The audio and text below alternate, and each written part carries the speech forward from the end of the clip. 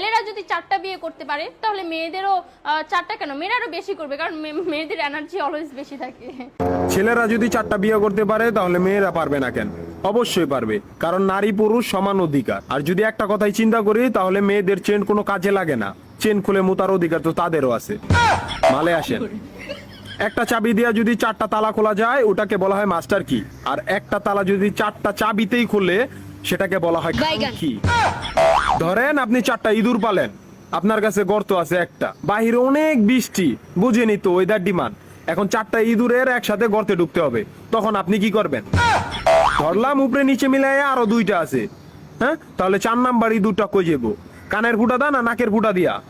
হ্যাঁ, তার মধ্যে মাসের মধ্যে 7 দিন থাকে লকডাউন। আমি মানি, আমি না শুধু সবাই মানে, মেয়েদের অনেক পাওয়ার, মেয়েদের অনেক এনার্জি। তাহলে দেশের মধ্যে ঘন ঘন লোডশেডিং হয় কেন? আমার মাথায় কোনোভাবেই ঢোকে না। একটা ছেলে যদি 4টা বিয়ে করে, 4টা ঘরে যদি 10টা সন্তান থাকে, তারপরে বাপের নামে একটাই থাকবো।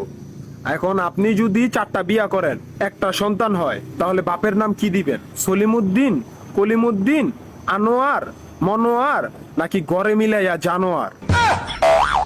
আপনি কি নারী না ঢাকা শহরের লোকাল গাড়ি? 30টা সিট ফুল, 20 জন দাঁড়ানো, তারপরও বলে পিছনে সিট খালি, ওঠেন তাড়াতাড়ি, পিছনে সিট খালি, ওঠেন তাড়াতাড়ি।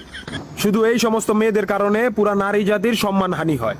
আমাদের উচিত সিটি কর্পোরেশনের কুত্তা মারার ইনজেকশন দিয়া এদেরকে মেরে ফেলা, যাতে এদের জন্য অন্য কোনো মেয়েদের কেউ খারাপ নজরে না দেখে। মারানি কোনকার।